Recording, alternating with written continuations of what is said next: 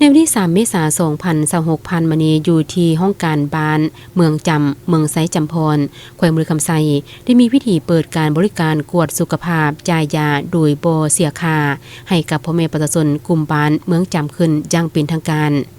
โดยเป็นเคสของร่วมเก้าเปิดพิธีของทานบุญพรเลิศบุดีห้องประธานคณะกรรมการปกครองเมืองผู้สินำเวียกงานคงเขตเวียกงานเศรษฐกิจทานพันเอกเหงียนเตินเจินห้องประธานบริษัทหัวมือเศรษฐกิจ385แม่ทับ15นอกนั้นยังมีองค์การปกครองบ้านตลอดฮอดพ่อแม่ประชาชนภายใน3กลุ่มบ้านเมืองจำคือบ้านโพนเมืองบ้านเมืองจำและบ้านสุบคอนเข้ามาใช้บริการกวดสุขภาพอย่างเป็นขบวนการ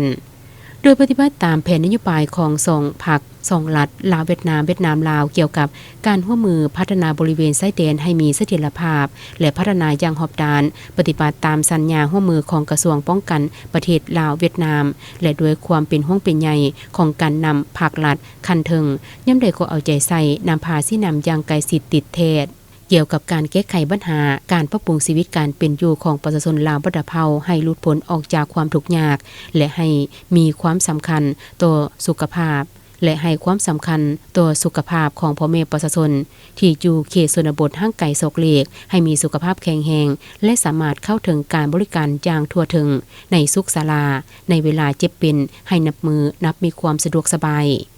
โอกาสเดียวกันนั้นทานบุญพรเลิศบุดีห้องประธานคณะกรรมการปกครองเมืองยังได้ลงติดตามกฎกาเบิงความคืบหน้าโครงการก่อสร้างกลุ่มบ้านเมืองโดยการร่วมมือของ2 พรรค 2 รัฐลาวเวียดนามลาวก็คือกลุ่มการเงินกลุ่มใหญ่พลาธิการกระทรวงป้องกันประเทศลาวกับบริษัทร่วมมือเศรษฐกิจ385แม่ทับ15จำกัดผู้เดียวสาธารณรัฐสังคมเวียดนามโครงการดังกล่าวเมนใดเริ่มลงมือจะต่างปฏิบัติมาแต่ท้ายเดือนธันวาคม 2025มาฮอดปัจจุบันการก่อสร้างเมนมีความคืบหน้าการก่อสร้างโรงเรียนอนุบาลหอพักที่อยู่อาศัยของครูและห้องรับประทานอาหารเฮือนครัวให้นักเรียนบ้านโพนเมืองสามารถจะตั้งปฏิบัติได้15สุดหอยการก่อสร้างสุขศาลาชุมชนหอพักพนักงานเพจประจำสุขศาลา